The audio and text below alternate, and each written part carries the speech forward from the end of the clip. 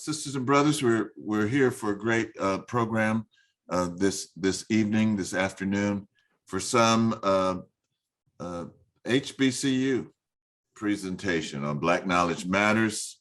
Our presenters are Sister Doris Sugar D. Flanders Robinson, Sister Judy Gresham, and Brother Shango Akinsonga. Starting out the program is our sister from Hampton, Sugar D. Take it away. Go ahead. Hello, everybody. I am so delighted to be here to talk to you about HBCUs, and none other than, of course, Tuskegee is one of them. But I won't be talking about Tuskegee. I'll be talking to you about the history of HBCUs. And let me tell you, I learned a lot of stuff, but I'm not going to tell you a lot of stuff because I was told you can't tell everything, so, especially not in one sitting. So, first of all, I want to tell you a story. When I was 14, I read about Tuskegee. So I said to me, as that tongue goes, the mind, the heart, and the tongue. And it's happened to me so many times. I said to me, I'm going to that school. I'm going to go to Tuskegee. And I said that for years and years. And then Tuskegee came to my high school and they picked the top 10 African-American students, which I was one of them, to talk to about coming to Tuskegee. So when it was time for me to put in for college, guess where I put in? Tuskegee. And guess what was crazy? That was the only place I put in was Tuskegee, even though I had other colleges asking. I just knew I was going to get into that college. So everyone around me, there were other people that other students that went to Tuskegee that came from my hometown, and everybody had gotten their letter but me. But was I over there worried? Nope, because I already knew I was going to Tuskegee. So guess what? Maybe 2 days later, after everybody got theirs, I got my letter and I went to Tuskegee. Little did I know that my grandmother wanted all of her children to go to Tuskegee, and not one went to Tuskegee, but her granddaughter did. And she came to my graduation. Right now, she's our ancestor. She's my ancestor. But she came to my graduation. Of course, they have graduation on Mother's Day. And that was one of the most delightful days of my life, let alone my experience on campus. And believe me, I matured while I was there. Had never been away from home. So I'm from Florida and I went to Alabama. So anyway, Tuskegee is where I actually grew up. I became an adult, I could say, because I was away. Even though my parents had planted what they did in me, I did well. And so here I am. My major was biology. My minor was chemistry and English. So here I am, Tuskegee made. HBCU made. How about that? So without any further ado, I could do the screen? Yes. Am I good? Yes. Okay. All right. We'll see about sharing my screen. And let's see. Can you see it? It's coming up. Okay. There it is. Yep. You can see it. Okay, good. Yes. Good. So I've already told you about my road to HBCU. And also, of course, anybody that knows me know I like to look up stuff. I like to understand what things mean, where they come from. So I looked up what is an HBCU. Of course, we call it, historically Black college and university. And it says a Higher Education Act. The Higher Education Act, which I didn't know there was one, defined a historically Black college and university as one that exists before 1964 with a historic and contemporary mission of educating Blacks while legally, and I underline that word legally, open to people of any race, religion, or gender. Now, I just say this was the loophole for not just Black people to go to college, but for other people to come into the college also. Just right now in 2020, Non-Black students made up 24% of the enrollment at HBCUs, compared with 15% in 1976. And even doing my research, I found out that there were some HBCUs where most of the predominantly white people were there. Non-Black people were there. Non-Black, people were there. White people were there. So that was sort of interesting. Currently, there are 101 HBCUs located mainly in the southeastern United States, in the District of Columbia and the Virgin Islands. 52 of them were public institutions and 49 were private, non-functioning, nonprofit institutions. Some HBCUs, such as West Virginia State University and Bluefield State College, no longer, as I told you, have a Black minority in their student bodies. Now, these schools didn't always escape discrimination and harassment by white population. A school called Lemoy Normal and Commercial School in Tennessee was destroyed in the white riots of Memphis, of the Memphis massacre, was what was rebuilt and opened again in 1867. Now, Congress passed the Moral Land Grant Act of 1862 to provide the land grants to colleges and universities, but the Southern segregation system prevented many HBCUs from receiving this fund.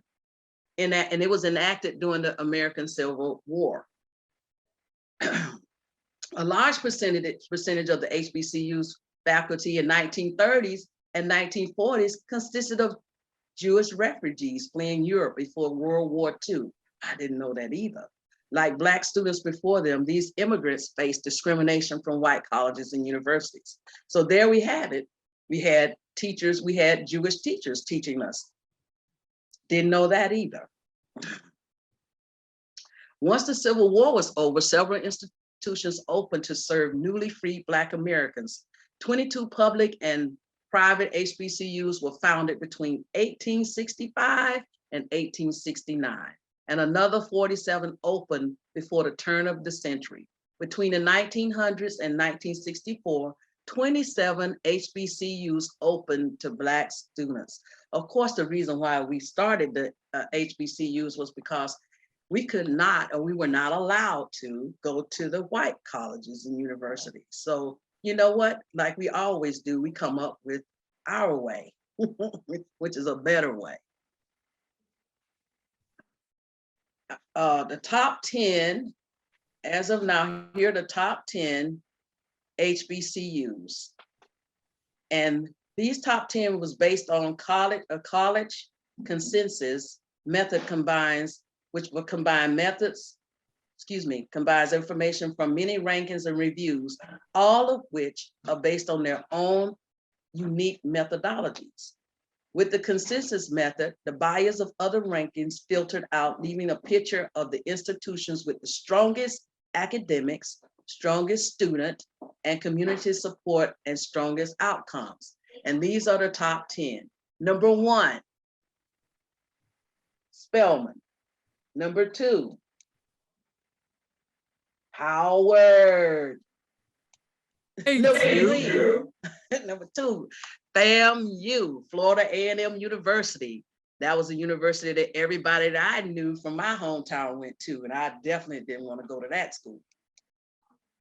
Nothing wrong with the school. West Virginia State is number 4.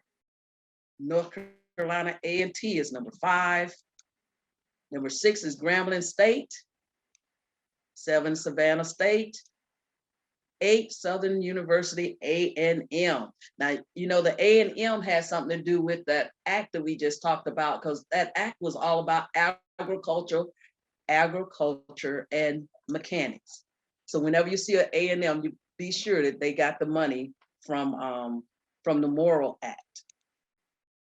Then it's Jackson State, and number 10, Norfolk State. I was kind of surprised. Tuskegee is number 12, just to let you know.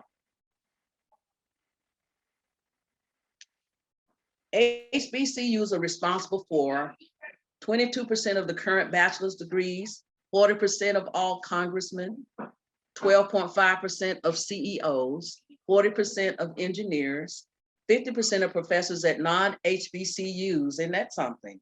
50% of lawyers, 80% of judges, and 25% of the STEM graduates. Mm.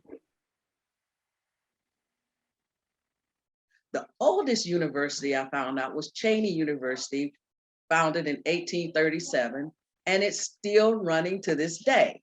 When it first started, it was called the African Institute, and then they changed the name to the Institute for Colored Youth, and now it is Cheney, the Cheney University.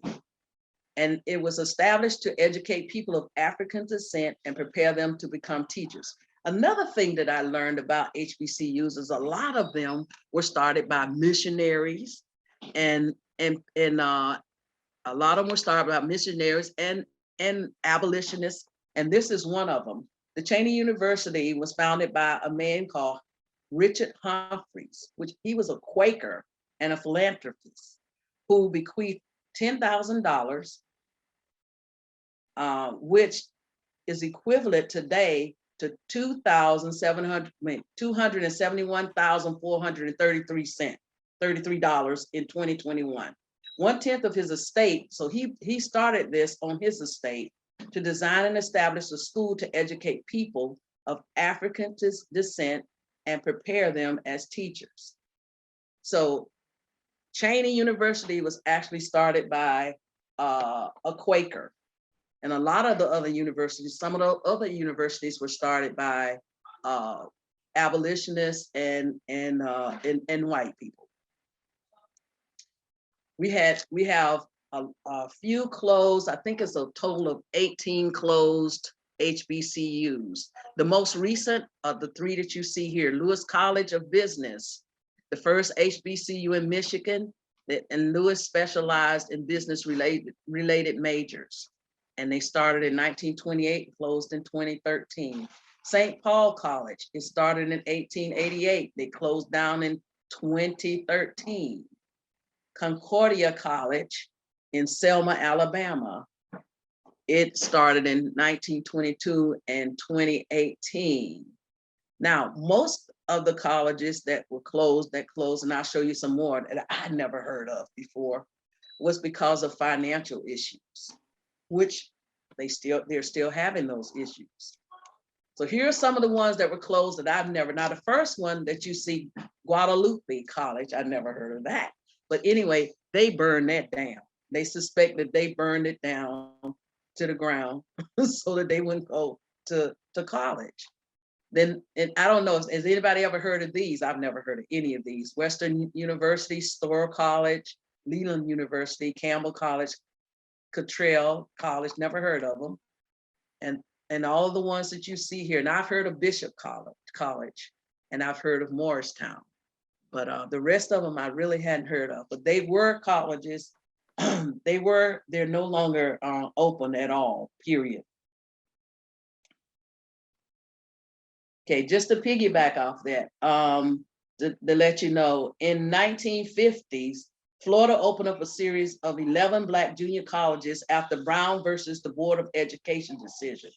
All were abruptly closed after the passage of the 1964 Civil Rights Act. Not quite sure what that had. I'm still digging on what did that have to do with it. Don't know. As of today, there's when I was doing my research, I came across an article. The UNICEF president talked about it, and he gave 6 reasons why HBCUs are more important than ever. And the first reason he said was that it was the best buy in education. Basically, he was saying HBCUs deliver higher returns at a lower cost.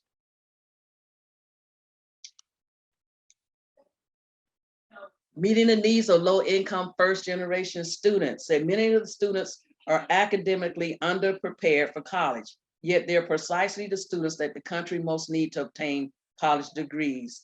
So on an average, they were saying the first generation students, they would definitely have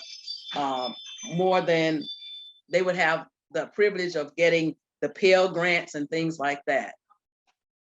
Lower costs narrowed the racial the racial wealth gap. So though 43 million Americans across the racial and economic spectrum have nearly $1.3 trillion in college loans, Black households are far more likely to have student debt at all income levels. About 54% of African Americans between the age of 25 and 40 have student loans, compared with 39% of white Americans in that age group. By providing a best value in education, HBCUs help to eliminate or reduce student debt for low to middle income families, which could dramatically narrow the racial wealth gap between Blacks and white households. Campus climate fosters success. I went to an all-white high school. Well, it wasn't all white, it was predominantly white. And the teachers that taught me didn't look like me. And most of the classes that I took, the students that were in there didn't look like me either. So it's always good to be around the environment where that fits you. Basically, when I went to Tuskegee, it felt so like at home. Even the first day, it was like at home, because I saw everybody that looked like me. Not that I didn't have any white teachers, because I did, but you didn't look around the campus and you didn't see white people. You saw Black people. And it was just great. I just loved it. So for more than 150 years, HBCUs have been providing diverse learning environments from students to faculty to administrations.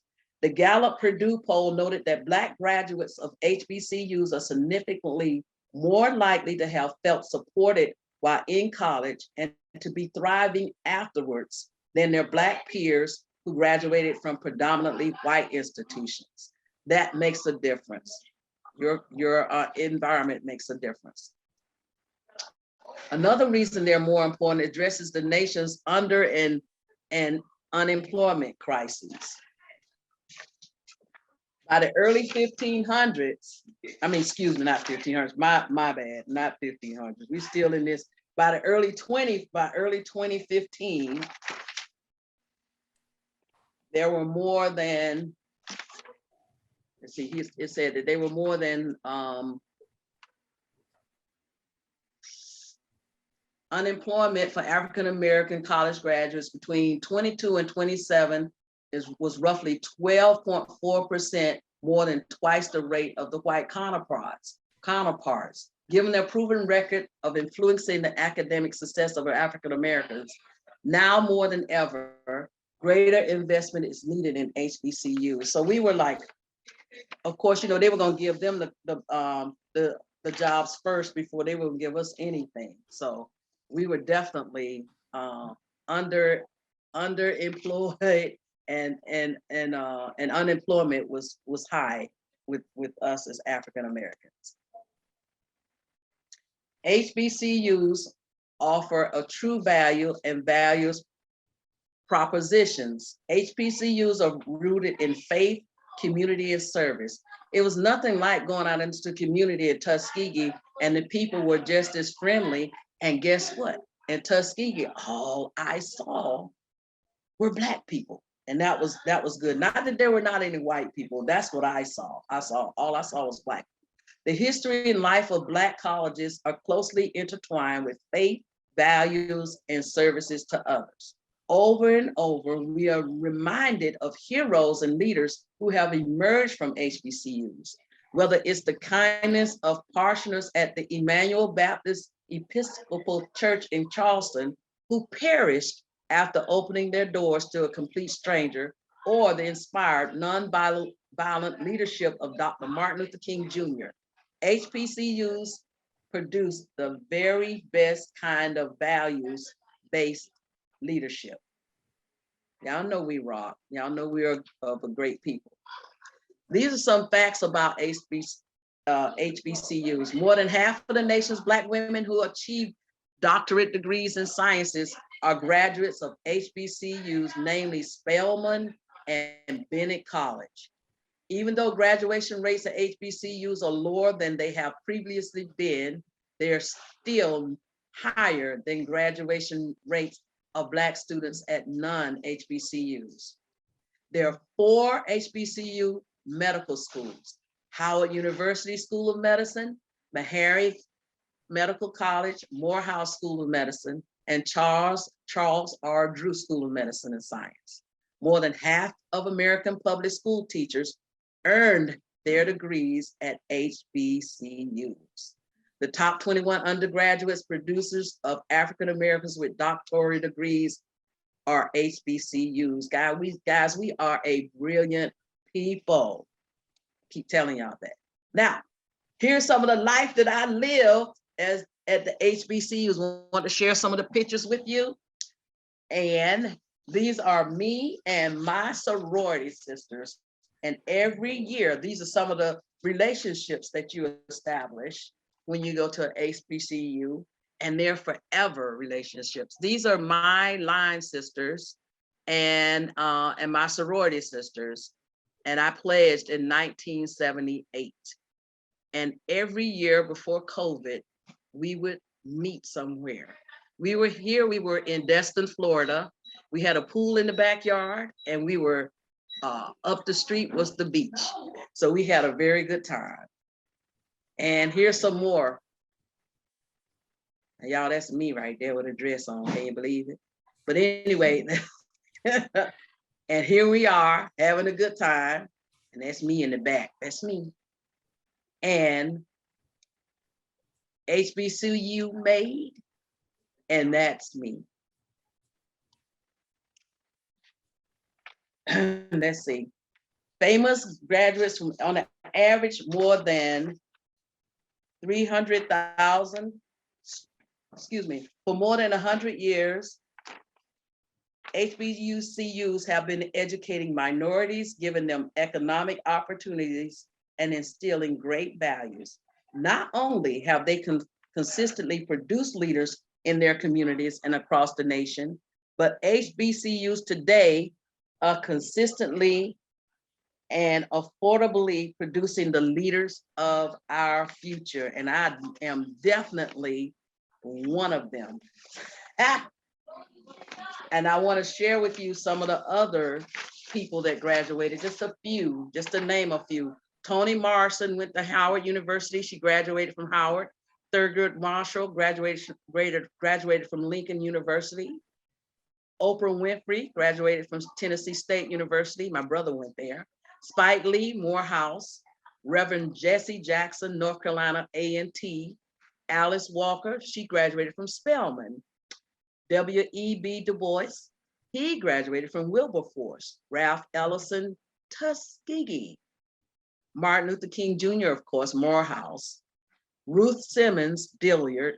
Oprah, did I say Oprah Winfrey before? Yes.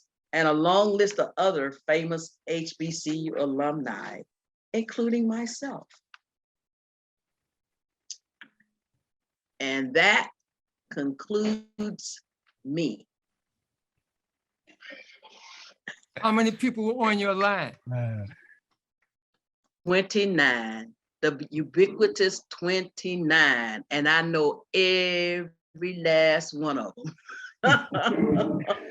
But anyway, guys, like I said, I grew up, I really became mature, and I became within myself at the HBCU, and I had so much support, and I have some lifelong friends from attending an HBCU. That was excellent, Sugar D. Thank you. Can you recall from your research where Cheney is located? What state is it in? Yes, I can recall, and it is located. I got where everything is located. I think it's in Philadelphia. Let me see. I have it here. Just give me 1 second. Cheney University of Pennsylvania. It's the oldest Black college, yes, and university. Thank you. Thank you so Cheney, much. Pennsylvania too, by the way. Are there any other questions? Ask me about any HBCU, man. I got it all. I got it all. Sisters and brothers, let's hold our questions to the end. Write your questions down. I don't want you to forget, but we have 2 more presenters. That was excellent. Sugar D, that was great. You have a lot to be thankful for and blessed and proud of. What a great accomplishment. Yes. And I love the presentation. Yes. Next coming up is our sister Judy Gresham, and she's going to be giving us an overview of Tuskegee University. She's an alum from there. And Judy, I'm not sure, do you want me to show the picture now? Is that right? Sister Judy, unmute, please. Okay, I'm trying to unmute here. Okay, you're unmuted. You're unmuted.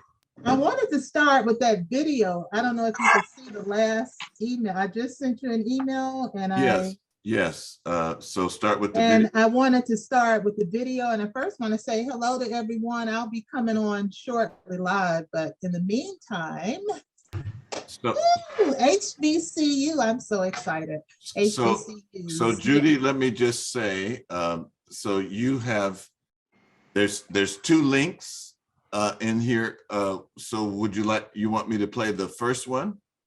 Yes, that last video, I just enlarged the same link. I made it big, but it's only one. Oh, I see.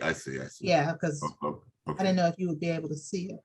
Right. Hold on just a second. I'm going to And this is just an introduction, a video I found. We're not going to be able to watch it all. I really hope that we do have another part two at some point.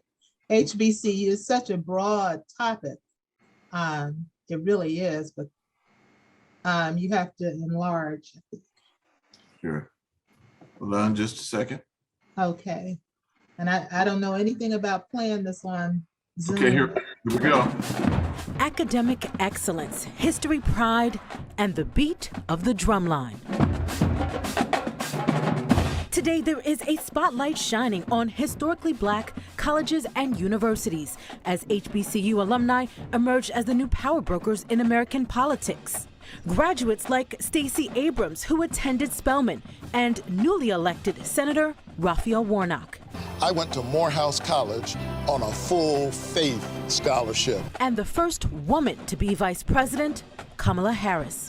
We met bright-eyed 17-year-olds coming into Howard University as freshmen. She had a very clear sense of purpose. There is no coincidence that all of these game changers come out of HBCUs. From the Deep South to Medgar Evers College in the heart of Brooklyn, the nation's 107 HBCUs make up just 3% of 2- and 4-year colleges, yet they award 17% of all bachelor degrees earned by Black students. I wanted to go to school with students that looked like me. For more than 180 years, HBCUs have been more than just a place to earn a degree. I chose Clark because I'm an activist, and I know that Clark is known for leaders of social change. HBCUs founded in the dark night of slavery. More than 25 years before the end of slavery in 1837, Cheney became the first college committed to educating Black students. At the time, it was against the law in most Southern states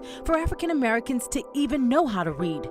Steeped in a fear, Black literacy threatened the institution of slavery. People wanted to be able to write a pass to go from one plantation to another, or to possibly ultimately escape from slavery. University of Pennsylvania professor Heather A. Williams studied the narratives of slaves who were punished for simply reading. They talk about having fingers or a thumb cut off. An unknown number of slaves learned to read in secret schools, hidden in the woods, fearing whippings and amputations. And so they had this pit in the ground and they would cover it up with bushes. When slavery ended, segregation became the new law of the South, and Black students were turned away from most colleges. They found opportunity in the schools established to educate the newly free, built by Black churches, missionaries, and philanthropists. I think it represented a lot of hope. For over a decade, historian Mary Beth Gassman has written about the history, influence, and rise of Black colleges. you really see them growing at a pretty rapid speed in the 1920s and 1930s through the 1940s. The interesting thing that you're seeing during that time is the influence of the Harlem Renaissance. Icons of the Harlem Renaissance were educated at Black colleges. Poet Langston Hughes went to Lincoln University. Zora Neale Hurston studied at Howard. And Clark Atlanta's composer James Weldon Johnson penned, in the fight against racial segregation, the civil rights movement as we know it started in the church, but as well in the HBCU. February 1st, 1960. In an act of nonviolent protest, 4 North Carolina A&T freshmen sat down at a segregated Woolworth lunch counter. They refused to leave. I never have lived with them, and I'm not going to start now. Their actions have been called the start of a revolution, inspiring other HBCU students, including a young John Lewis at Fisk University. One of the most revered leaders of the movement, Dr. Martin Luther King Jr., was a proud graduate of Atlanta's Morehouse. Ooh, the Morehouse mystique. It's this idea of waking up every morning to live a life that's driven by excellence, but also service. In 1988, another Morehouse grad, Spike Lee, captured the Black college experience in his film, School Days. HBCU enrollment rose in the 1990s, influenced by the hit sitcom A Different World. When you were applying to colleges, was Hillman your first choice? Of course. Today, historically Black colleges are in the midst of their latest renaissance, driven in part by America's reckoning with racial injustice. You don't have to ever ask if Black lives matter at a Black college, right? It's fundamental. A 2019 Rutgers University study found racial tensions and the political climate under the Trump administration led to a third of HBCUs seeing a record increase in applications and enrollment. It's not just enough to get more information. You got to think about what it means to feed and to educate your soul. Reverend Rashad Raymond Moore never doubted his decision to attend a Black college. Today he runs the First Baptist Church of Crown Heights while studying for his PhD. Many people think that HBCUs are inferior institutions to a predominantly white school, and I would tell you that that's not the truth. All right, that was Ann Harry reporting tonight. To watch all of our Created Equal stories, visit our website, pix11.com/createdequal. All right, that was a good update. So now, Judy, you'll have to direct me. What would you like? Okay, well, the next thing, if you could, of the photos that are in the links, okay. I think from top to bottom, it's only a few. And they don't have to play synchronized with my talk, and just having them up while I talk. Okay, we'll go ahead.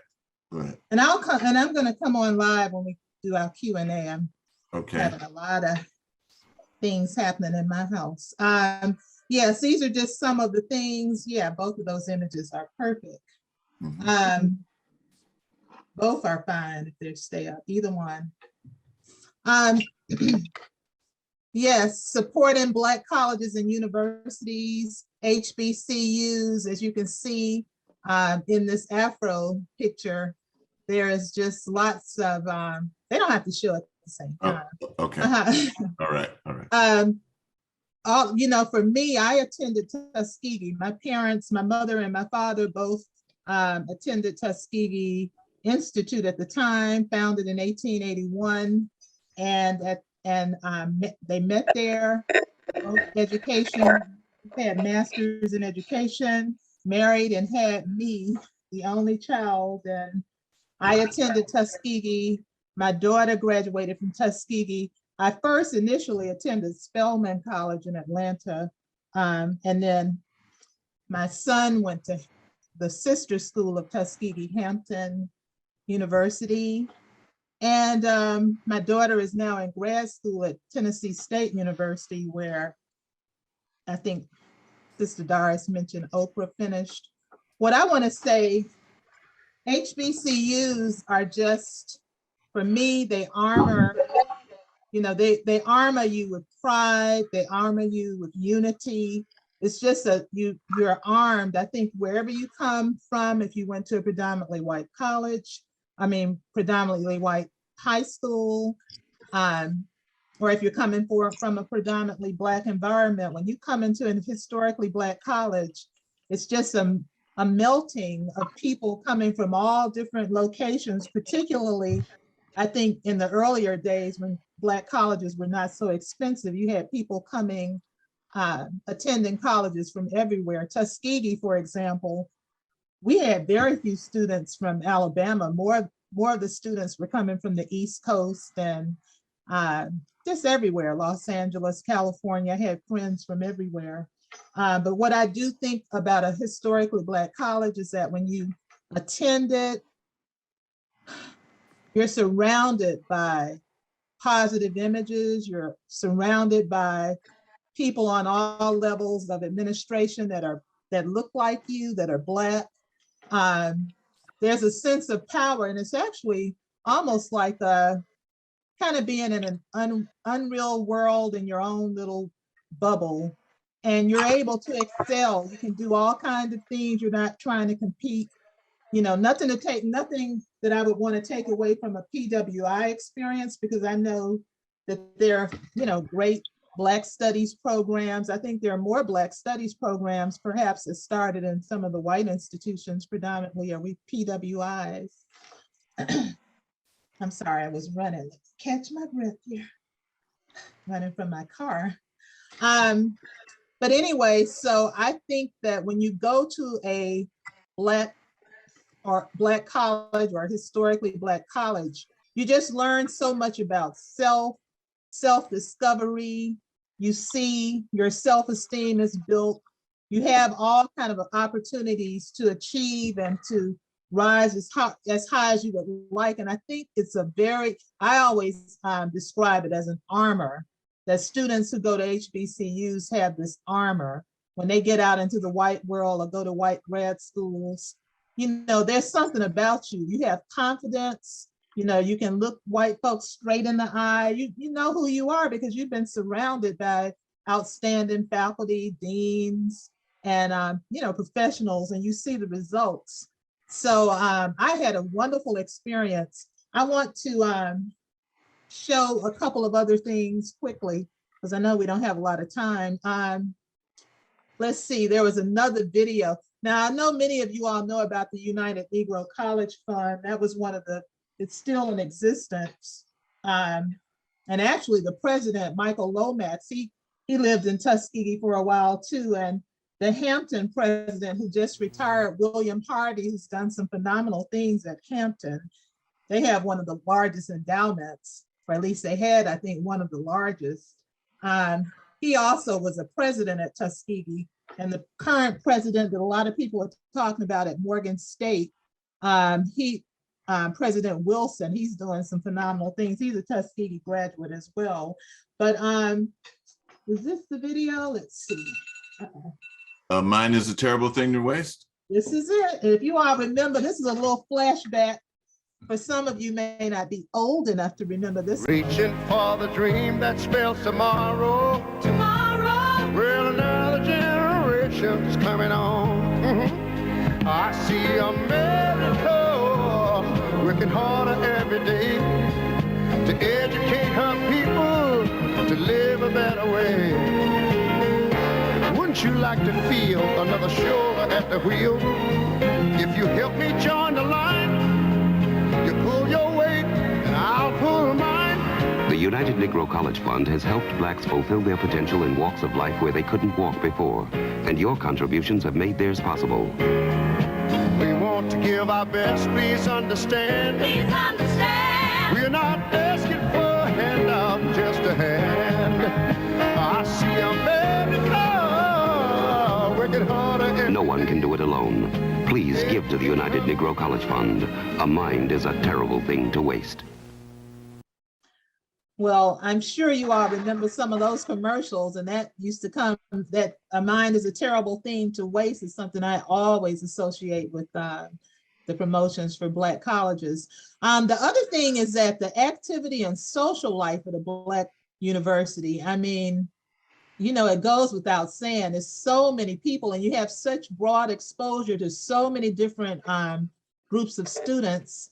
I didn't know Doris at Tuskegee. We had different, circles of friends, but people, people had, it was a lot of different cliques and people and fraternities and sororities, all kind of athletics but just imagine being, and I've listened to it. I work with a lot of parents. I'm the director of a nonprofit called Tuskegee Seeds of Greatness.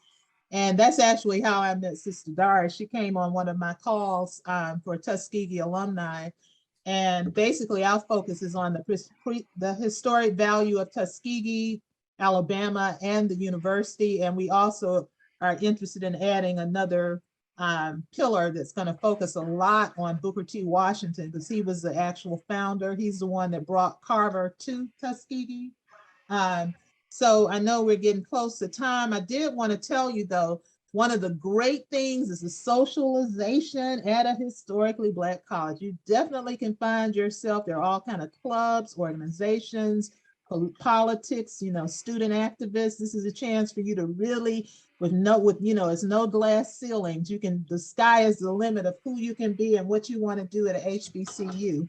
At homecomings, if you've never been to a HBCU homecoming, wow, they have a lot. And before we go, I just wanted to add, because I heard Sister Doris's report, but I saw some different, I guess I could put that more at the end on questions.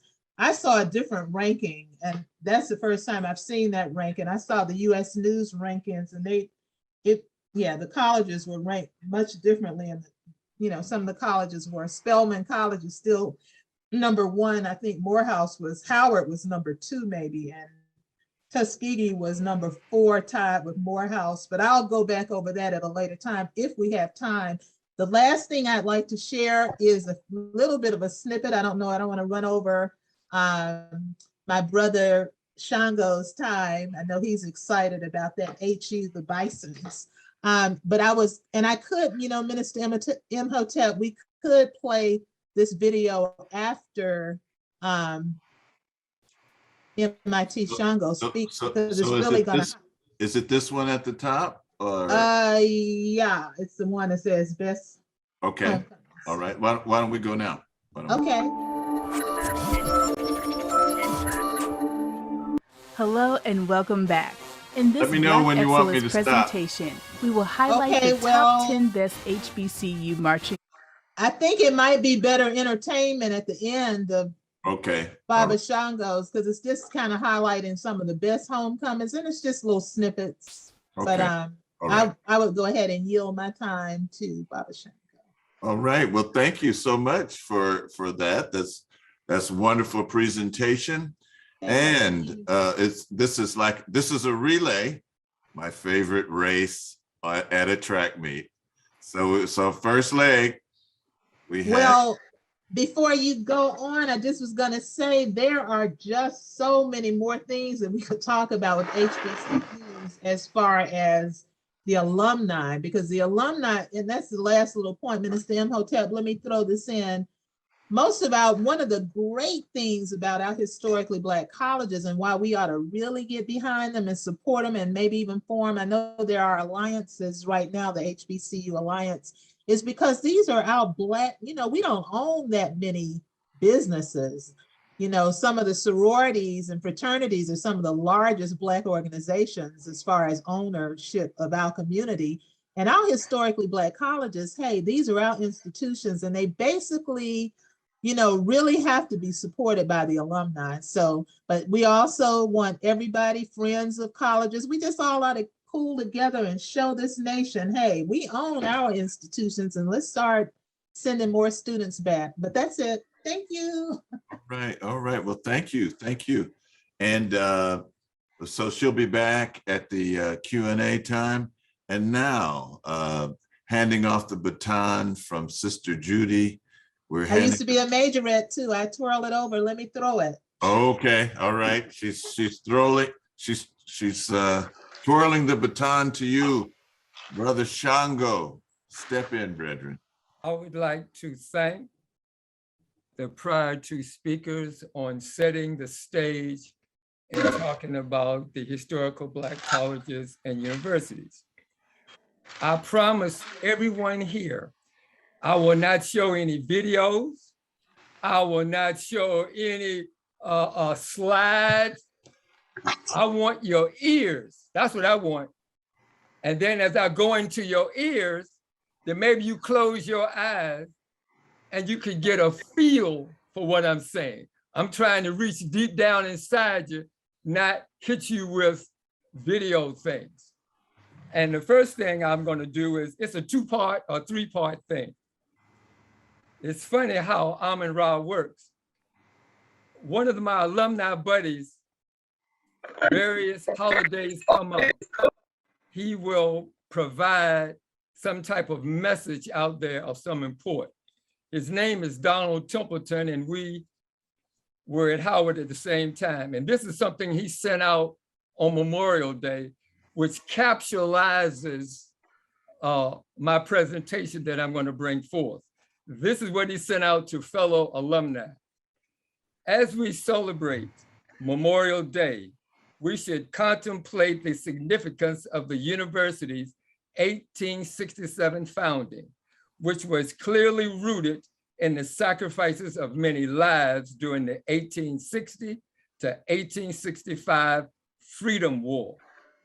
Howard University was created by the US Congress to compensate for more than 24 decades, 1619 to 1865, of an imposed subjugated status in which even the basic education of enslaved Africans did not exist. The 1867 charter came 10 years after the horrific US Supreme Court's 1857 Dred Scott decision, penned by Roger Taney. That significant period in American history underscores the university's purpose and congressional intent in December 3rd, 1928, to institute annual appropriations to aid in the development of the university. 2 years after ensuring alumni representation on the Board of Trustees, 1926. These sacred spaces in the university's history and founding did not just happen. They reflect the culmination of intense struggle, suffering, sacrifice, and even bloodshed by Black and white soldiers.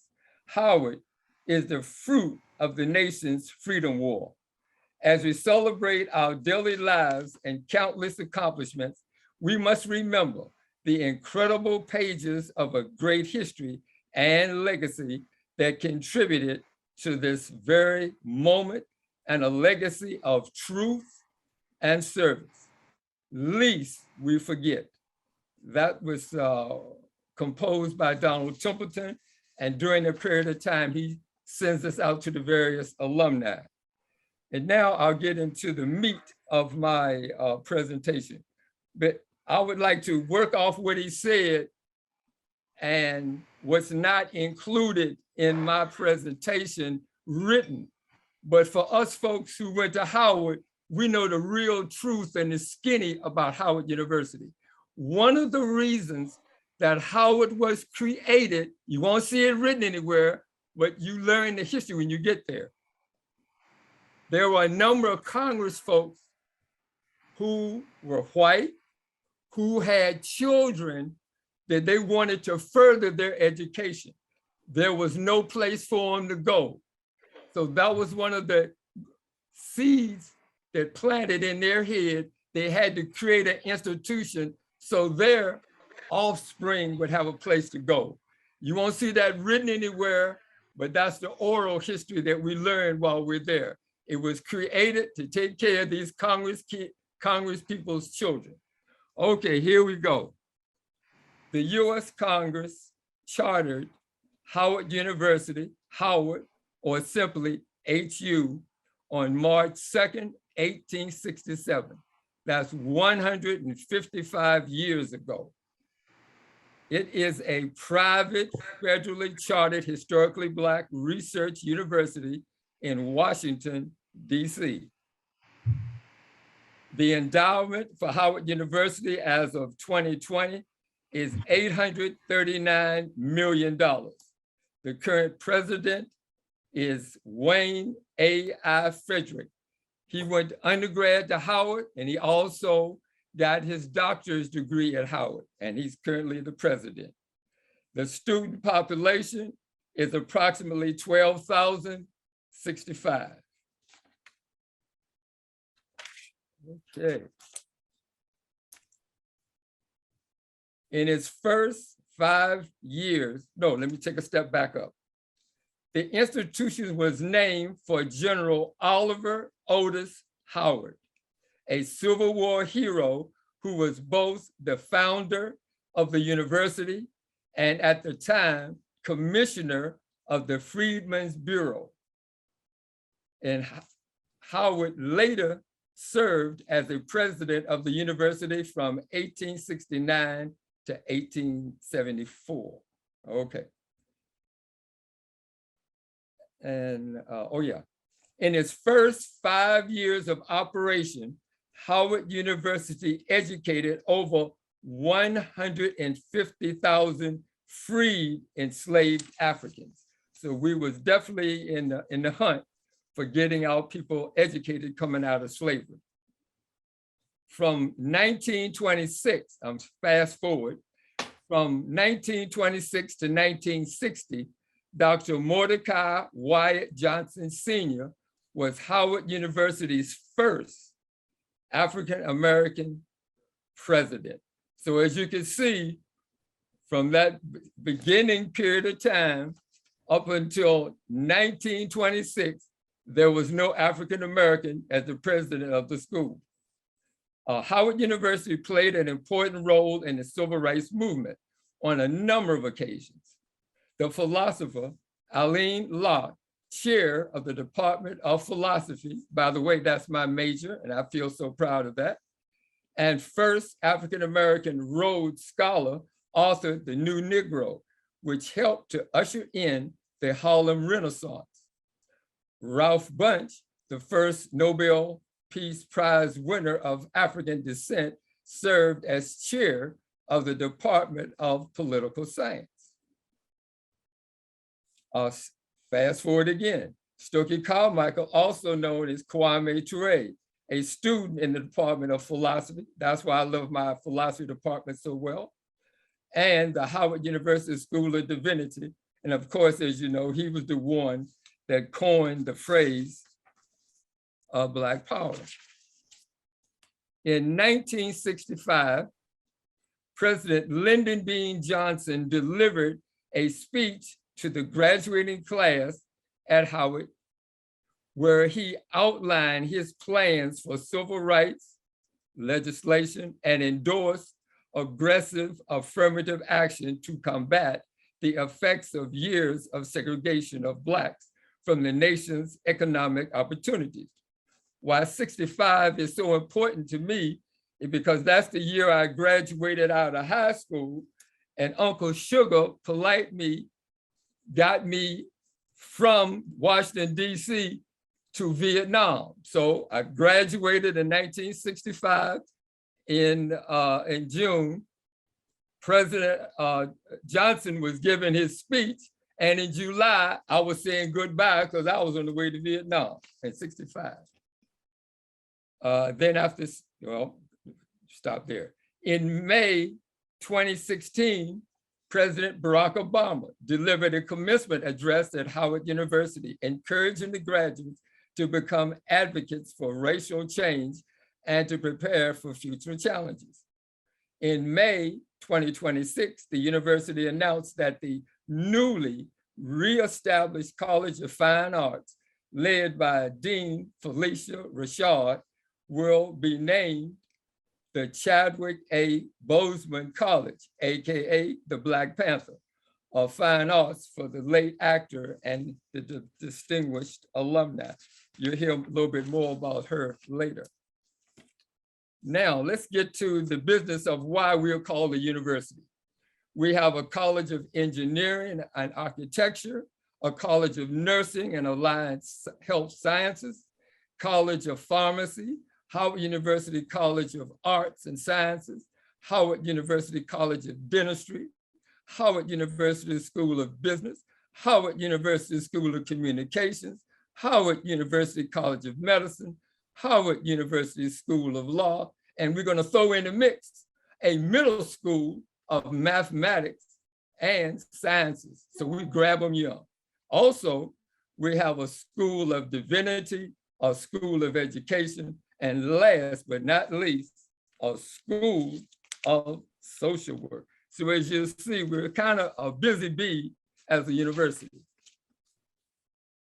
The next thing of some note, in 2017, Howard University established the Bison STEM Scholars program to increase the number of underrepresented minorities with high-level research careers in science, engineering, technology, and mathematics.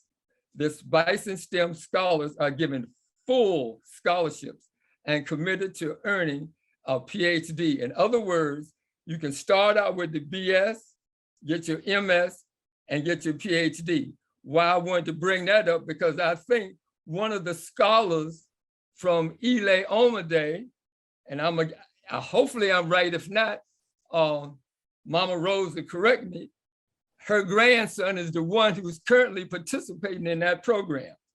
And he somewhat graduated with honors, so I guess moving on towards the MS these days. And another thing of some note, all you people know, if you don't know, you should know, that Howard University is on the East Coast. You would be right, but you would be only half right. There's something in 2017, Google Incorporated announced it established a pilot residency program named Howard University West on its campus in Mountain View, California, to help increase underrepresented minorities in the tech industry. So as you see, we got a foot in the Atlantic and we got a foot in the Pacific. We don't play at HU. Here's another thing about, we got a space program going on, don't we? Well, guess what?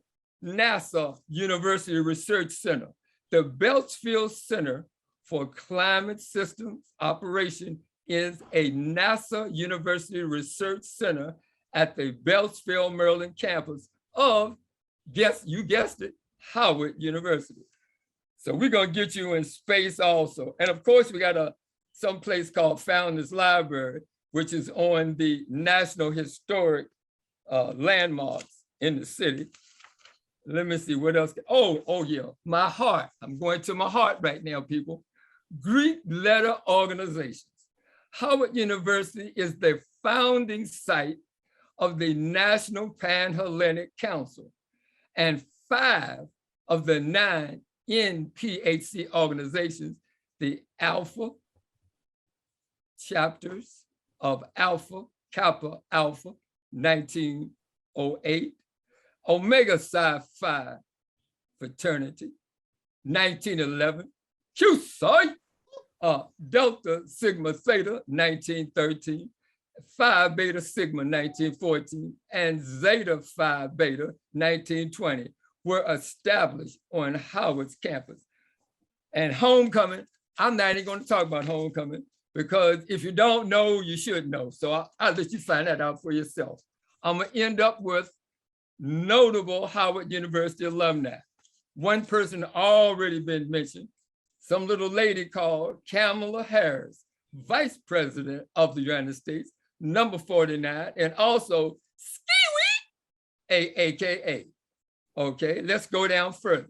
Thurgood Marshall, Supreme Court Justice, Mike Epstein, 25th U.S. States of the United States Secretary of Agriculture, Douglas Wilder, 66th Governor of Virginia, Andrew Young, Ambassador to the UN and U.S. Congress from Georgia, Edward Brooke, United States Senator, David Dinkins, 106th Mayor of New York, Elijah Cummings, A shout out to that brother. He's an ancestor now, but he and I were on the campus at the same time at Howard University, and I miss that brother, Elijah Cummings.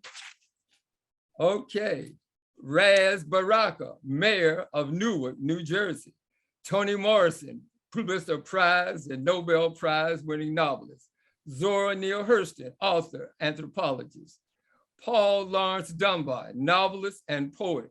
I'm giving him a shout out because I went to the high school in Washington, D.C., Dunbar High School. Keep on a plugging away. Natasha Coates, writer and journalist. Chadwick Boseman, ancestor, building on campus and fine arts named for him, and the Black Panther. I mentioned earlier Phyllis Richard. She's currently the Dean of Fine Arts. And I'd like to mention her sister, Debbie Allen, also classmates of mine.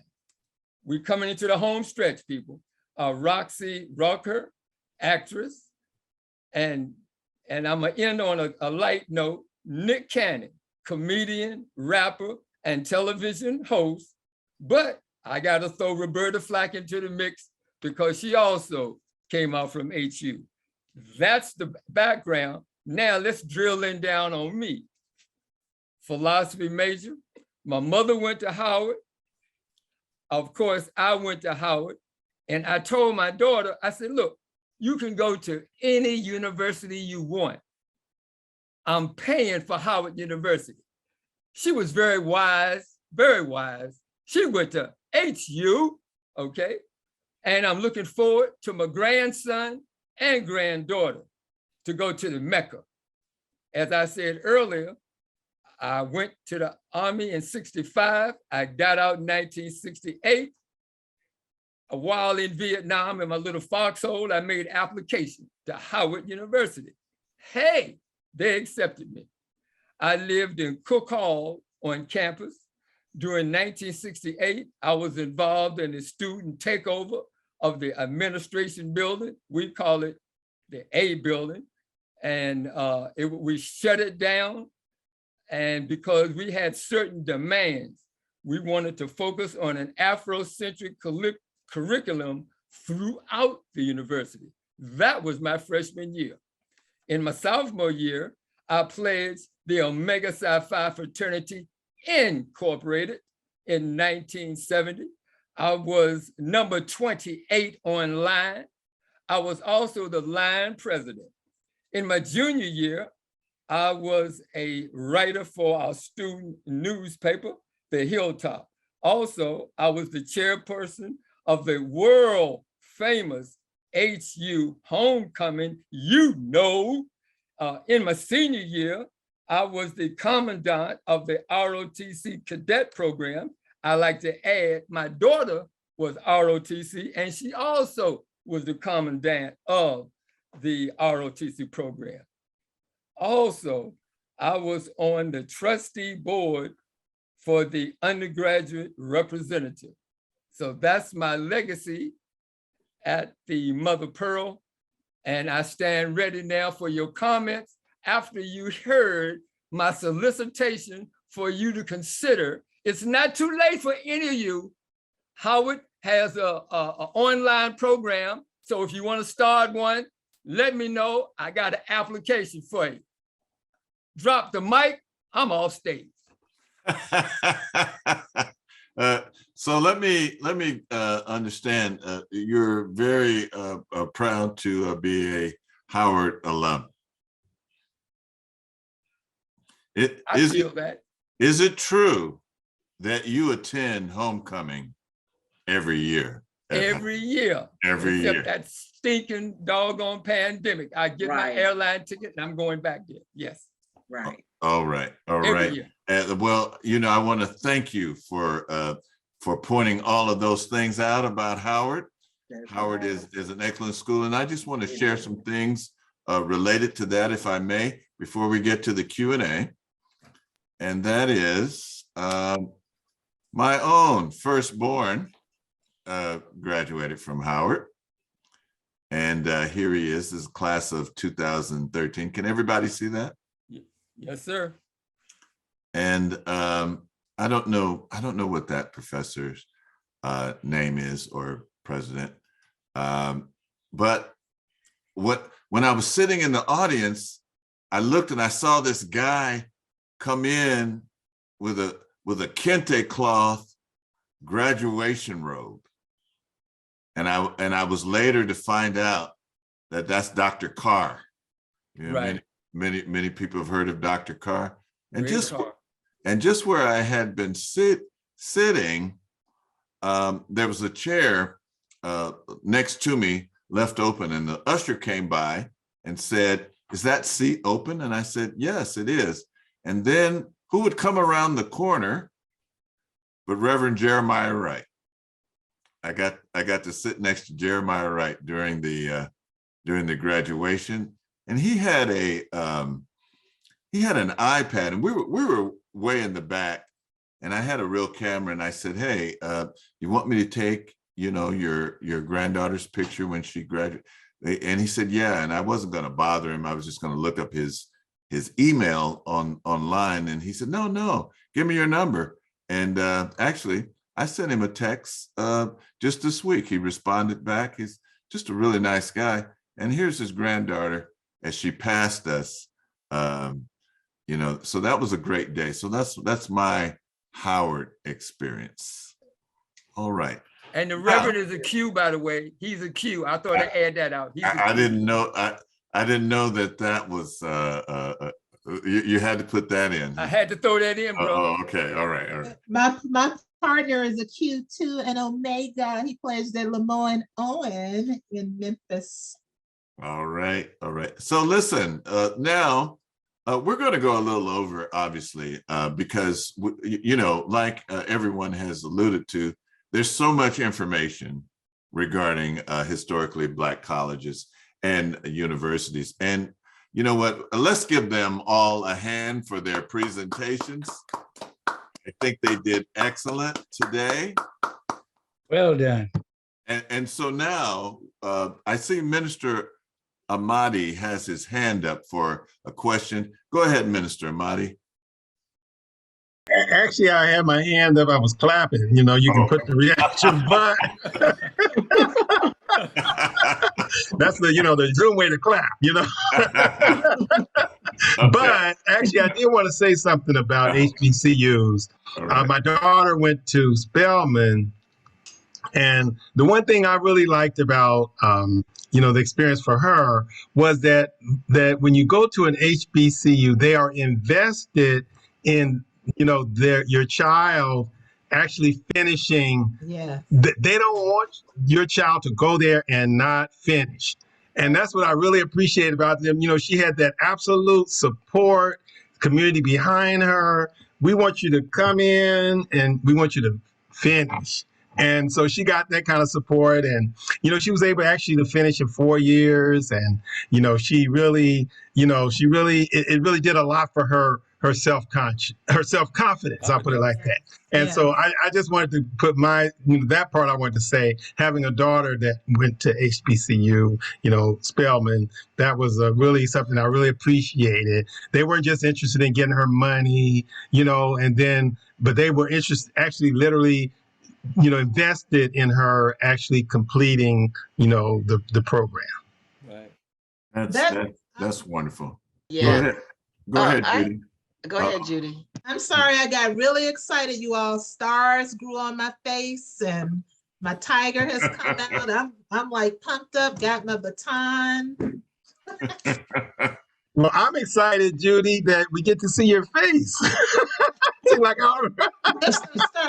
I know somebody said he hadn't seen Sean he said he had never seen me before live. I know I've been on before. But I'm so excited. That's another good thing about an HBCU. You get the nurturing. The classes are usually smaller. Some of the larger schools, occasionally some classes may have large auditorium style seating, but basically you get a much more one-on-one experience. Your professors know you can go to the office. It's just a personal touch. If you have an opportunity to send your child to HBCU, it is really, really, really a good investment, or any children and it's easy, and it's a lot of, scholarships. the only other thing I was going to say, just to Shango, we had Ivory Keenan Wayans is a grad. I mean, he went to Tuskegee. Tom Joyner, Lionel Richie, Mayor Ray Nagin. When Katrina, he was also a Tuskegee alum, and a few others. But we have a lot of strong programs too. You know what, Judy, since you mentioned Lionel Richie, this is something that I heard, I'm trying to remember back from the 70s, that all the Commodores graduated from Tuskegee and that they were business majors. And that was also part of their career, not only musicians, but they were focused on the business aspect of the music. Had you heard that? I can't vouch for them all being business majors, but they met at Tuskegee and formed their group. And also, well, my father taught both of them. They're from Tuskegee, Lionel and Tom Joyner. But also, some people don't know, but originally Tom Joyner and Lionel Richie were in a group together before the Commodores. And that was kind of just a little trivia. Wow. And I know when I was there, we used to see them all the time on campus. It was nothing, and that was before they really, hit it big. And that was when Brick House came out and all of that. But really? It would be nothing. It would be nothing for us to see the Commodores or Lionel Richie on campus. Wow. A matter of fact, there's a special. Barbara Walters interviewed Lionel at Tuskegee over at his grandmother's house, and he takes her around the campus. And I think it's still on YouTube, maybe ABC. It's a really good interview. All right, Sister Bobby, you had your hand up. Go ahead. Well, I feel like I put a damper on it because I am jealous.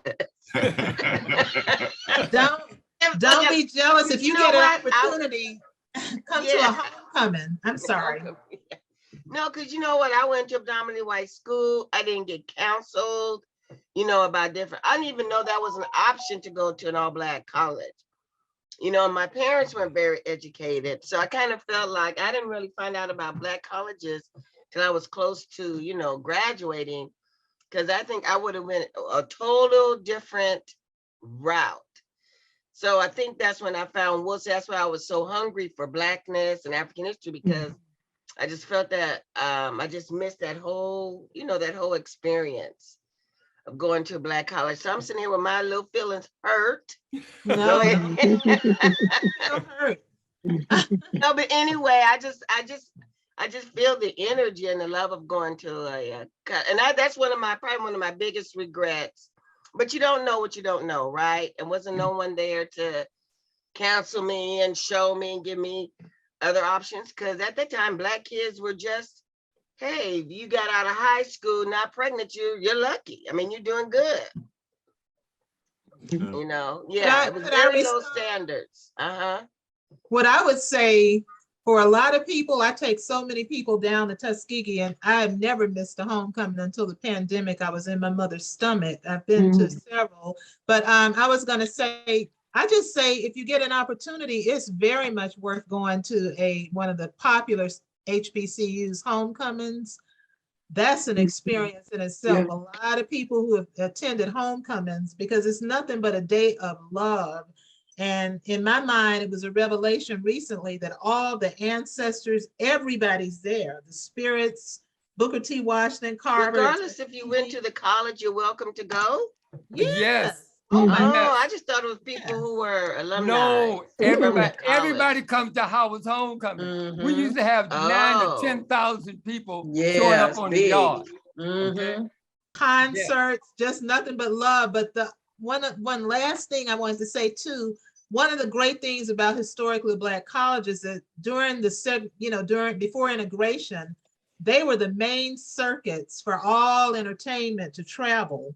So just for example, in Tuskegee, I mean, everybody, Dance Theater of Harlem, Alvin Ailey, everybody, Dick Gregory, people came, concerts, Isley Brothers, James, everybody. I was just a mere baby at that time, but I've read about it. Okay. Mama Afua has a question. Go ahead, Mama Afua. Oh, okay. I was just trying to type it in. It's been a wonderful presentation. It made me feel good. Now, my question, the popularity of the historically Black colleges in the diaspora and in the motherland is really good too. Can you all share some information about how many students, what kind of programs these students came in and dealt with at the historically Black colleges?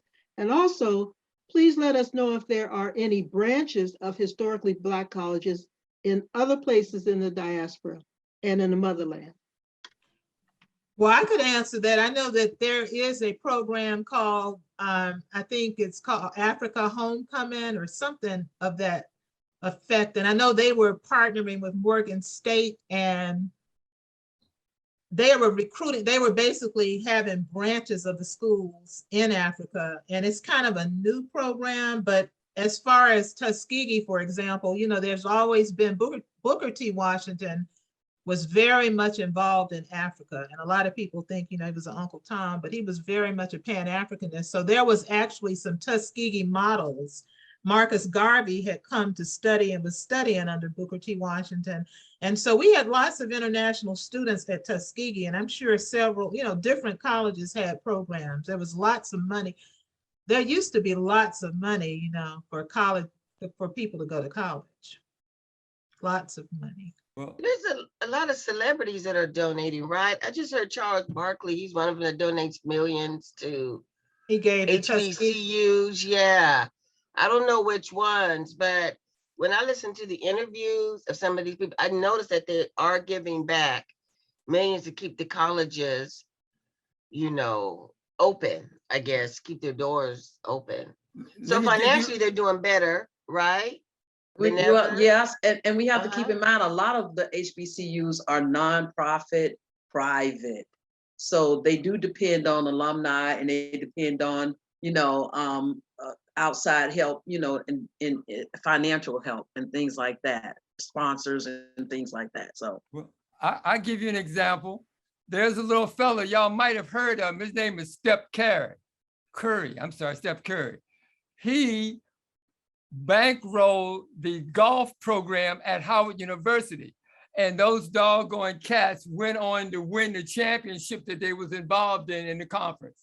So Steph Curry, he was involved in helping establish a golf program, well, reestablish a golf program, and then they took it to the next level. And one of the fellows who was the MVP at the school, he went and had a couple of rounds on the PGA, on the professional link, to get some experience in that type of exposure. So yeah, we really appreciate it. I just found that out, that he knew the history of the Black golfers beforehand, and he talked about the whole program. And right after he graduates from I guess done with the basketball, he's gonna go right into the golf. He loves it. Right. He loves it. Yes. So we have a question from Rain Education Sunday. Thank you, brother, for coming. Go ahead with your question. I don't know if it's Rain Education Sunday, but Eric King is my name. Okay, that's what I'm just looking what's on the screen. All right. Okay, I'm sorry about that. From Baltimore, Maryland, a graduate of Bowie State University, Howard University School of Divinity, and have served as an adjunct at Morgan State University. Just to say some things about Bowie State, it has one of the now major technology programs across the country. Morgan State University has one of the best School of Social Work programs. I served as the co-advisor for the advisory board for the School of Social Work. Many PhDs are now coming out of the program over the last 10 years, and many are being hired as urban social workers. I'm sure they're quite busy these days. The architecture and engineering program, there are no better engineers that come out of any college than that come out of Morgan State University. Dr. David Wilson, who I have worked with, has committed to making Morgan State University the Ivy League of Black colleges, and he is well on his way. There's a partnership with Rice University to create a medical school on the campus.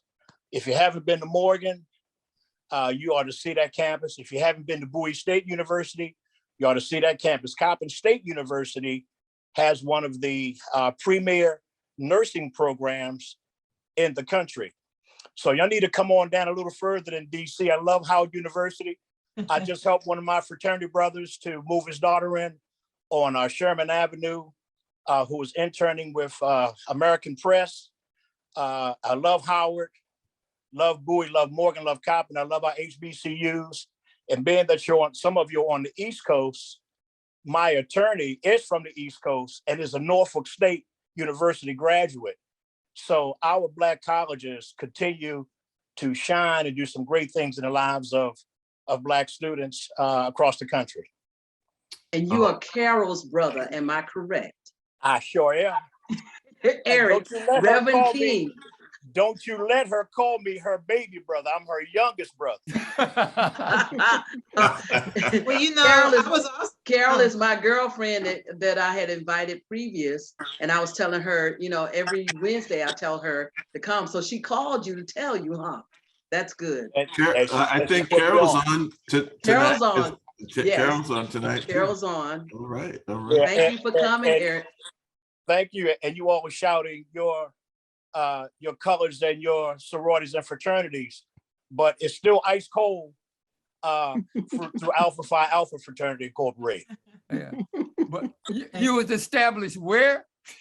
At Cornell, and before Omega was established, our first chapter was established at Howard. Right. All right. Yeah, we were all sort of established at Howard. I know the low down on the Delta, so you're right. Howard is where it started. Yeah. Eric, I also wanted to say the president that you said is going to, Dr. Wilson, who's going to make, wants Morgan to be an Ivy League school, is also a graduate of Tuskegee, TU. Absolutely. And he has done some great things. An example, about 2 years ago, he was the messenger for our Education Sunday at the church I pastored during that time. And he has started a $5 scholarship. And the reason why he started it, when he was leaving for Tuskegee, all his father had to give him was $5. Yeah. Right. And he resented that, thinking that his father should have had more to give him. But after his father talked to him about how challenging it was for him to save that $5, and he was hoping that he would take that $5 and use it for whatever reason he needed to, but he loved him and wanted his lifestyle to be better than his dad's. So at every college that Dr. Wilson has been president, he has started a $5 scholarship. Wow. I've heard it say a little bit about, I'm sorry. Can somebody say a little bit about the historically Black college tours that Ile Omade did? And I think Shango did a number of them too. Can somebody say a little bit about those? And then Brother Katabasi is next. Okay, if someone can address that. I would like for Mama Rose to talk about that college thing because she was involved with it for years. Yeah. Mama Rose? I'm here. I have never, I've always stayed behind. I never did go, but they do have the college tour. It's for kids. It's two, they get to go to 2 in junior, while they're in middle school, 6th grade and 8th grade. And they, 1 year they go to DC, and the second year they go to Atlanta, and they also go to Tuskegee. And I think in the future, they will be adding on a third tour, which would be Louisiana. Excellent, excellent. And Shango, thank you for saying something about my grandson, Kukepa. Yes, I'm very proud of him. He did wonders.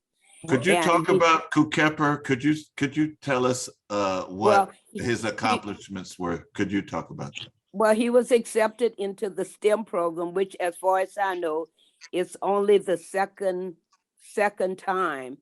The second graduate for the STEM program was this past in March. And Kukepa completed the 4-year on a full scholar, and he completed it with a 4.0.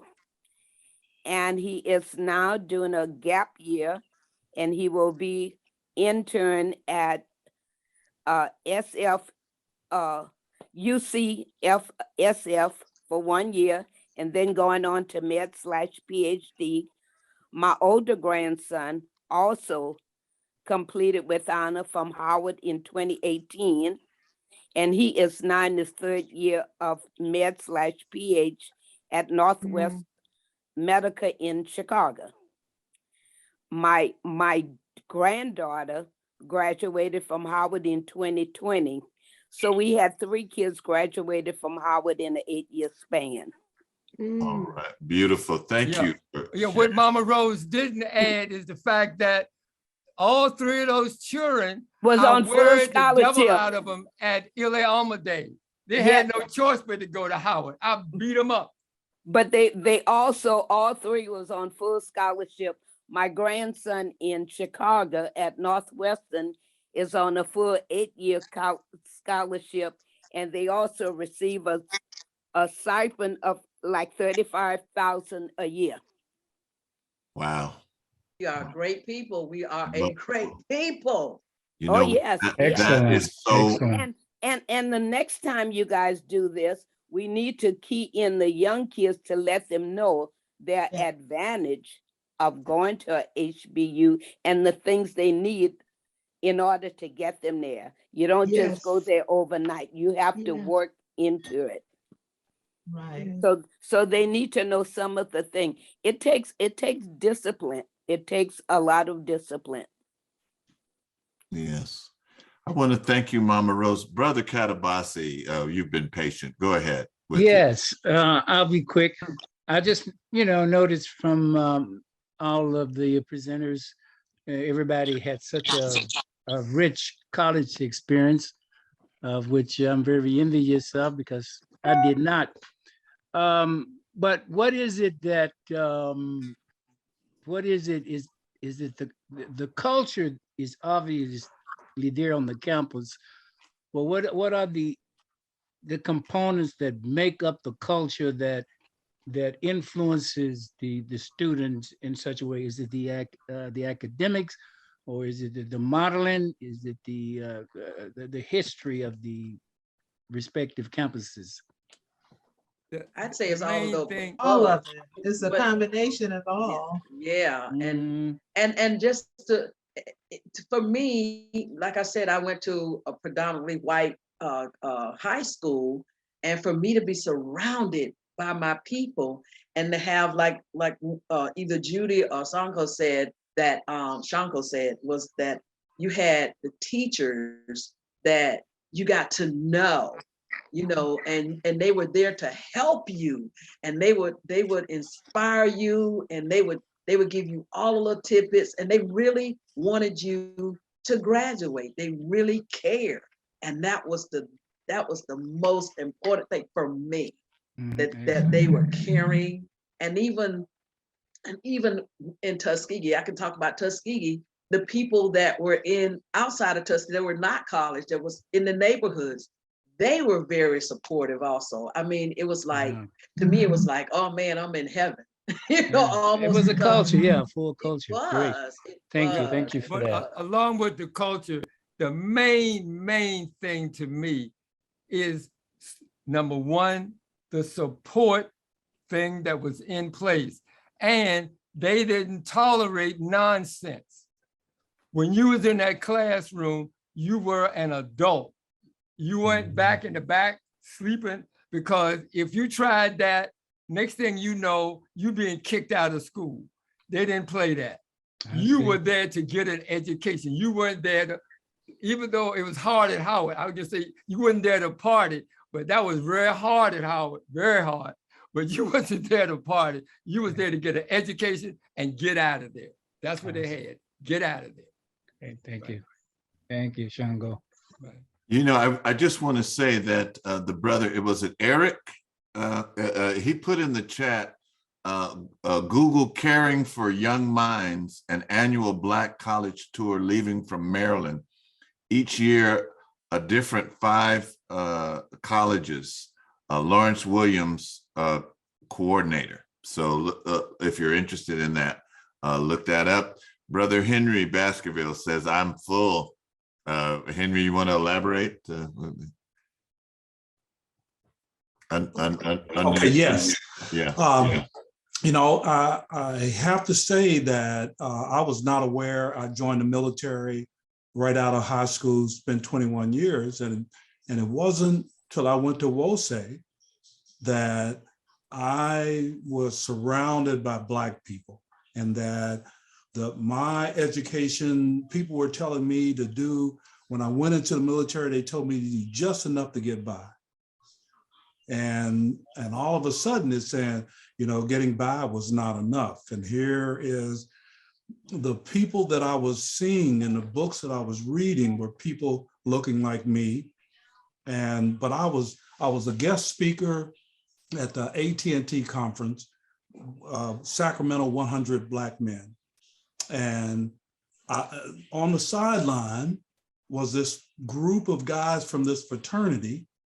And as the presentation was going on, they were, what do you call it? They were talking about one of their fellow members that were in trouble. And they were planning and how to pull this guy up and bring him out of that. And I'm sitting there and I missed the rest of the show because I am drawn over there. And that was my first experience hearing all of these Black men, because all my other supervisors were white, and hearing all these Black men coming together with one of their members and saying, you know, we have to do something for him. And that's when I started moving in that direction. Minister Mark, thank you, Brother Henry. Minister Makalisi has his hand up. Go ahead, Minister Makalisi. I see. I'm right there. I just like to make a couple of comments about a couple of schools. One is my nephew, Sister Conke's, one of Sister Conke's sons. When he graduated from high school in Oakland, and he went to Hampton, and the scholarship that he won, you know, it wasn't all that he thought it was. So after the first semester there, they realized that, whoa, this is beyond our ability. And so he dropped out. He came back to Oakland, and he's working at a car wash, car detail place. And there was a brother who came through and talked to him. He was Brother Raymond Saunders, who was a teacher, a professor at Cal State Hayward. When I was a student at Cal State Hayward, and Professor Sanders was involved with us as we were advocating, demanding Black Studies department there. And so he would bring his car there where Donald was working and get into conversation with him. He said, young man, you're too intelligent to be here. What are you going to do with yourself beyond this car washing thing? He said, so Donald told him about his experience at Hampton University and the expenses, and he couldn't go back. And he said, well, here's what you do. Get your bags packed. I have a painting at Harvard, at Hampton, and they keep after me about they want me to give it to them permanently, sell it to them permanently. And I'm going to contact them and tell them to let you back in, and I'll make an arrangement with them that the painting can stay there for as long as they like to have it there, but they have to allow that the presence of that painting to cover your tuition. And so Donald went back to Hampton, completed his work there with an engineering degree. I don't know exactly what he calls it, but he moved on from there.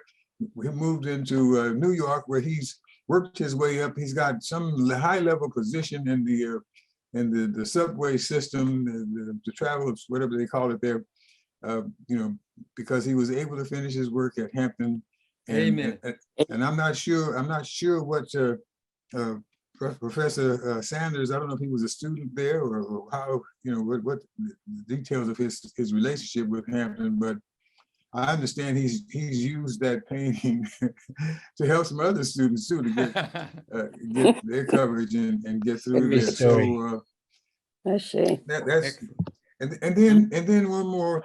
You know, I was one of those people that kind of put Booker T. Washington into the sellout category until my wife and I had a chance in I don't forget what year it was, somewhere in the 1970s. We had a chance to go and visit Tuskegee University and see what was going on there, what program was going on there. That, you know, I was fascinated by, you know, the building of some of the buildings at the university by the students themselves, and that they made their own bricks, their own building blocks. And then they had a building there, I think it was an auditorium, that was one of the largest buildings of its kind in the US of A, but it was a building that didn't have any right angles to the structure. They had their own imagination, their own vision of what they wanted it to be. And then one of the things I guess that I was most impressed with was that they had this program where they would send vehicles out onto the black farmers fields and see, you know, how things are going, what problems are you having, and they would share information with them, and so they would come back and put together a program in the school. Let's examine what the problem is and figure out the solution to it, and get the information back out to the farmers so they can, you know, produce bountiful crops. I was really impressed with that. And that when electricity came to the state of Alabama, Tuskegee Institute, as I understand, as I remember, was the first to have it. And then also found out that on the down low, that Carter G, that Booker T. Washington was doing work, interacting with a number of leaders, political leaders from the motherland, to get the right kind of relationship, the right kind of actions going between you know, themselves and other powers of the world, including the US of A. And so that took change, and he was doing it on the down low so he can, you know, keep that flow of white money coming in to support the college that was needed, but also to have whatever influence he could have on getting a better situation for our people in the motherland, as well as the students who were at Tuskegee. So that in my heart and mind, that took him out of the sellout category. Amen. Yes, indeed. Yes, indeed. Sister Judy, is that JD there? You're muted. You're muted, Sister Judy. Unmute.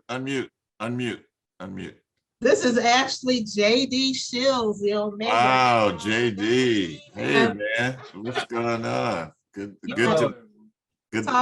to see you.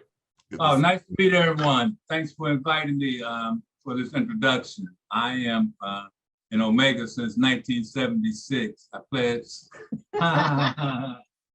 pledged all of 76 Xi Zeta. It wasn't the HBCU, but I matriculated at Memphis State, University of Memphis, but I graduated from Lemoyne on. They offered a lot of curriculum that wasn't offered at Lemoyne on, and I took advantage of that with my GI Bill money. And he went and got a master's. He was working on his master's in African-American literature, African-American studies at Atlanta University, 1980 through 1982. Beautiful, beautiful. And I was going to say also, they had a step show on Memphis State. I mean, at Memphis State, the white PWI University came out on the floor in diapers for the, what was it? Parliament. What was this song? And now you're going to share the picture of that? No, just kidding. Minister Imhotep. Yes. Yes, they were definitely. They turned it out. The mothership connection, and the white school was like, okay. I think, were you all barred off campus for a while? You know, when you've been through so many weeks of pledging, and it's your probate night, you're not concerned with what other people think. You think about what your big brothers think by that time. If you don't be thinking that by that time, you're not gonna be on Omega. I think I forgot to mention the diaper came off one of them by mistake. Okay, all right, all right. Thank you for sharing. Mama Rose and then Brother Bamidele. Go ahead. I forgot to say one thing about the college tour. One year, the kids was in Atlanta. On their first morning of arriving in Atlanta, they usually rent like 3 or 4 vans because it's over 20 kids, like 25. And they drove up to Gladys Knight Waffle Place for breakfast. And as they approached the restaurant and getting from the car, Tommy was at the restaurant. You know, the guy played on Martin? Yes, yes. He was at the restaurant, and the young fellas all got out the car, opened the car door for the young ladies and to get into the restaurant. He was so impressed with that. He got the name of the school, called the school the same day, set up an appointment and visit us the next week. Wow. Because he said he had never, ever seen that done before at the young fella ages. So that was a great moment. And he spent the whole day with us. Wow. Wow. Brother Bamidele. Thank you, Mama Rose. Good. Brother Bamidele, go ahead. 1894, my Go grandfather. ahead and take yourself off mute. Okay, thank you. I wanted to say when Minister Makwelisi mentioned Raymond Saunders, it really it made me think about the HBCUs that I have, whose campuses that I've been on. And I want to state that they are aesthetic environments, and we should not forget that. And they are aesthetic environments that reinforce and reinforce who we are aesthetically or artistically, and encourage us and feed our souls with that aesthetic environment. And I have to say that although I went to undergraduate school at University of Michigan, I did go to graduate school at an HBCU. I went to Southern University at New Orleans. Wow. And I taught at that school as well. And so it is, these institutions are quite important. Okay, that's it. Yes, indeed. Yes, indeed. Thank you. Mama Darnisha, glad to see you. How are you doing? How's your son? Oh, he's all right. Here at the hospital, having a good old time. Okay, we're still keeping him in the light. We're still keeping him in the light. And glad you could join us this evening. We're at 6:54. Tomorrow we're going to have a SOS study of the sacred scriptures from 6 to 7 Pacific time. So hopefully you can join us then. And then on Friday, it's our first Friday, and Sugar D is going to be leading us in that. What time does First Friday start, Sugar D? You would ask me that, wouldn't you? I would. 6 o'clock your time. Thank you. Thank you. Thank you. All right. 9 o'clock my time. But You y'all know I like to hang out late. So yeah, yeah. Well, that's all you frat and soror people. You know, that's what you all like to do. You know, Doris was going to say something. Can you? No, she's not going to say anything.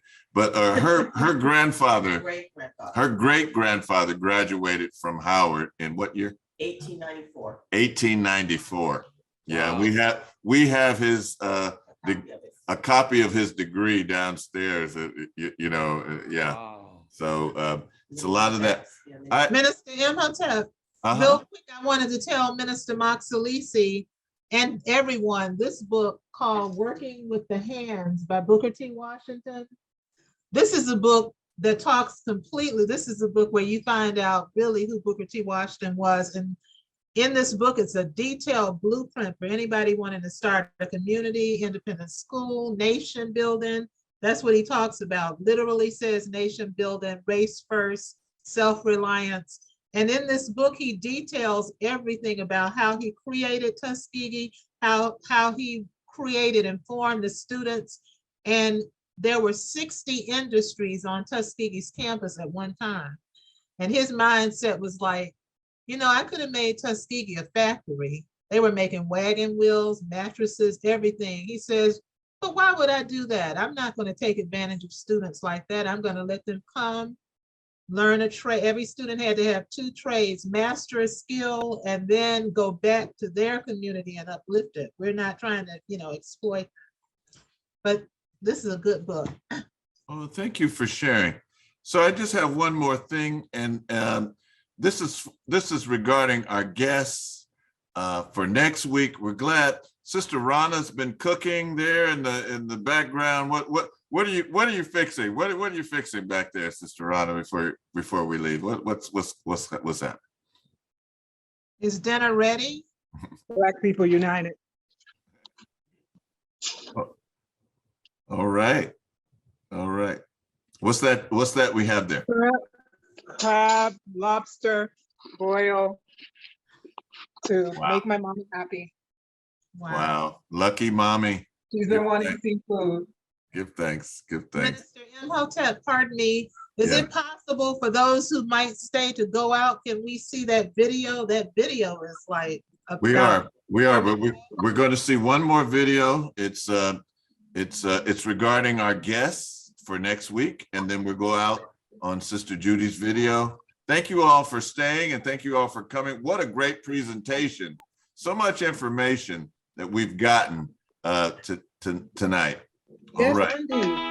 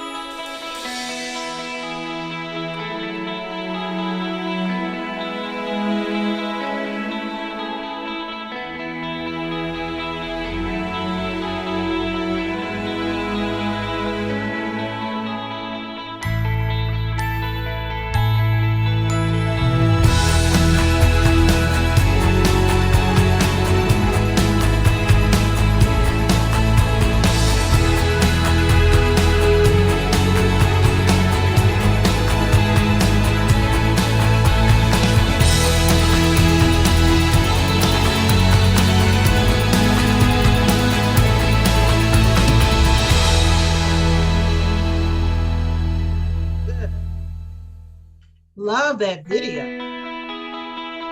So that's for next week, and Who produced that, Minister Imhotep? oh, well, let me show you who produced it here. Let's see. That was awesome.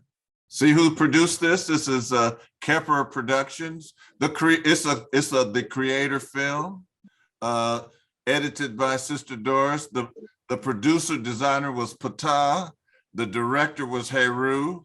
The casting was Black Knowledge Matters crew. Ola Ramey, some of you old WOSE members know, was the costume designer. Mo was the executive producer. It was written by the people, and it was directed by the creator. Woo! Beautiful. All right. Awesome. All right. So we're gonna close with the video. Those of you that can stay, and thank you all for. Actually, you know, maybe we should just put the video in the. No, play it. No, just play it, please. Play it, Minister Imhotep. You know how mean I am. I just. This is HBC, the top HBCU homecomings, just snippets of it, but it's Tuskegee. Okay, Judy, I just want to make sure I get the right one. Okay, so homecomings. So this is the homecoming. Okay, all right. Okay. Enjoy. All right. Hello and welcome. In this Black Excellence presentation, we will highlight the top 10 best I can't see it. Welcome to blackexcellence.com, the site where we share Black excellence, confidence, and affluence. It's not Our on? mission is to inspire you Oh. as we enlighten. Sorry. Thank you. And also there are a few commercials you may have to skip. I don't know how you skip them when they pop up on 1 or 2. If you can play it, I don't know. All right. Hold on. Now we got it. Now you can see it. Okay. So it's 35 minutes long. So we're just going to go a few minutes. Okay. But just give you an idea. We'll slip it in the chat and you all can look at it at your leisure. At historically Black colleges and universities, marching bands take on a revered, mythical status and is the stuff that home football games and homecomings are made of. Bands are a distinctive part of the HBCU culture, and their melodic blend of trumpets, cymbals, and drums all come together to make the soundtrack of your favorite HBCU. Black college bands have always been famous for their enthusiastic routines, and in some instances and within the campus cultures of their universities, the spectator popularity of HBCU bands sometimes ellipses the entertainment of the football game itself. All that said, we were faced with a daunting challenge here, formulating a list of an elite 10 HBCU bands. So this is what we did. We checked out halftime shows, memorable homecoming performances, and even a handful of showcases like the Honda Battle of the Bands and National Battle of the Bands. We even got a little help from a couple of websites that we put down in the description box below. What we have come up with is the best of the best, and we analyzed everything from song arrangement to showmanship, drill formation, choreography, flag routines, drum majors, percussion, poise, class, and of course, swag.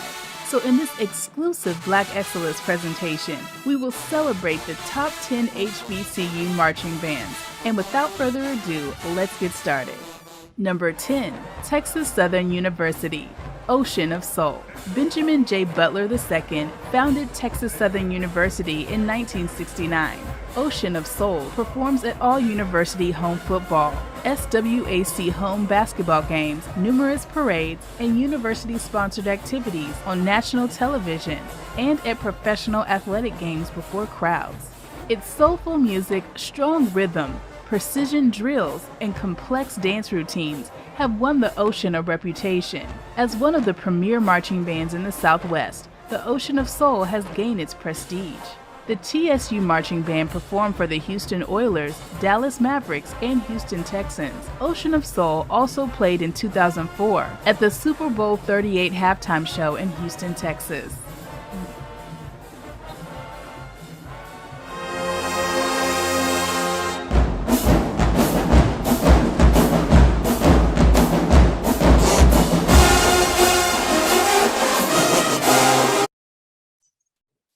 Sisters and brothers, I'm sorry, I'm going to stop because I need to go over to Minister Alicia's house. Did you put the link in the chat? I'm going to do that. Hold on just a second before I leave. Okay. Yes. And I would suggest to, if you're interested anymore, there's so much information on YouTube. You can go and look at all kind of why you should choose a HBCU, history of it. It's a lot, and it's a lot of interesting information. So. Yeah. And halftime shows, especially. Some of the top schools are Alabama State University, FAMU, Florida A&M, Tennessee State, Southern, Howard, some of the known for their large bands. Okay, so I put that in the chat to everyone. Again, thank you all for coming and participating. Tony, Keedy, Henry, Sugar D, excellent job. Excellent job, Judy. Excellent job. Shango,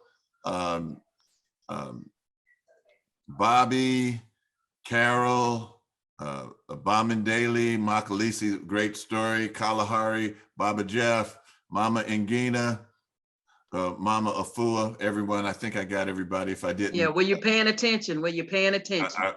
Brother Henry and Eric. Were you paying attention? I was missing some things. Okay, the thing was the changing of the shirts. The changing of the shirts. Okay, you know what? I was going to say that, but I just knew that was wrong. So I just all right. Condolences to Sister Minister Alicia and her family too. Yeah. So let's remember her in our prayers. All right. Yes. I'd like to do Timothy's Black graduation. It started 3 minutes ago. My nephew's Black graduation started 10 minutes ago. I'll talk to you later. Live up. Bye-bye.